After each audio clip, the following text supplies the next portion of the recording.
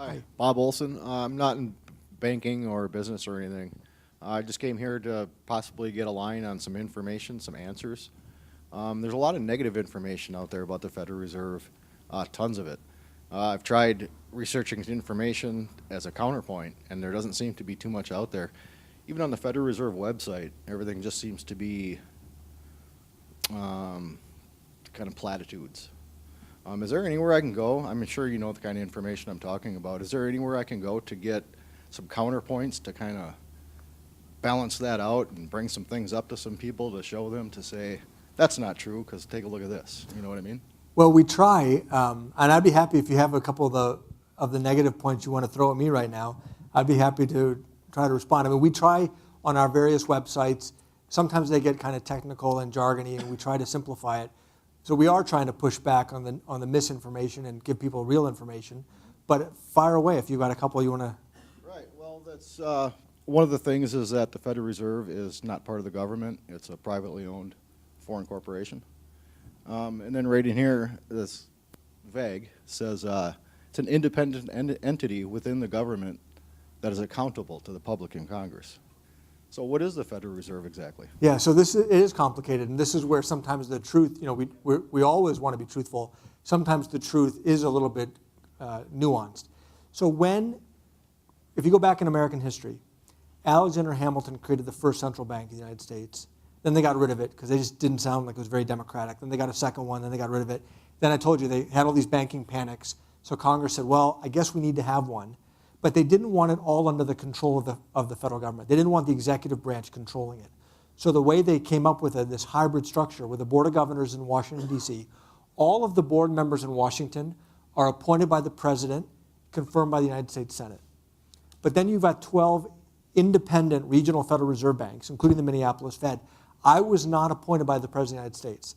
I was appointed by a board of directors of leaders from around our Federal Reserve District.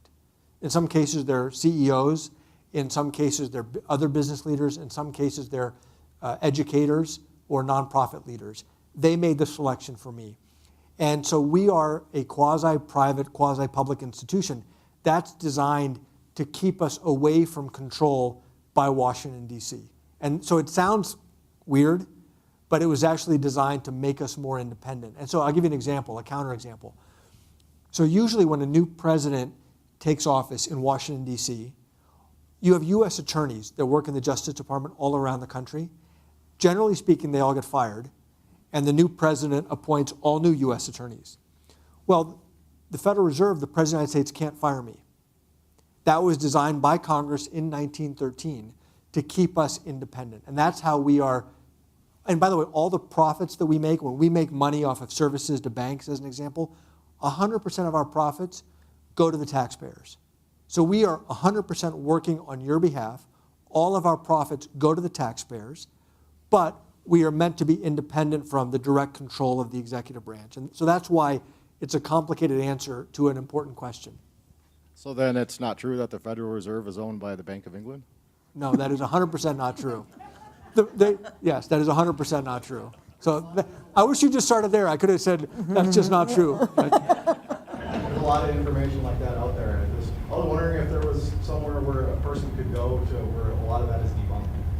So that's a good question. Let us think about that. I mean, another thing that's another bunk that needs to be debunked is people say, you know what? We should audit the Fed. The Fed needs to be audited, right? Who can be against that? And it's a great political talking point, and people get all worked up, except for the fact that we are audited every year. We have an independent auditor, one of the big auditing firms comes in and audits us, and if you go to federalreserve.gov, the audit button is right there on our website for anybody to download. But it's a great political talking point. We want to audit those Fed people. Yeah, we are audited, thanks. So appreciate your questions.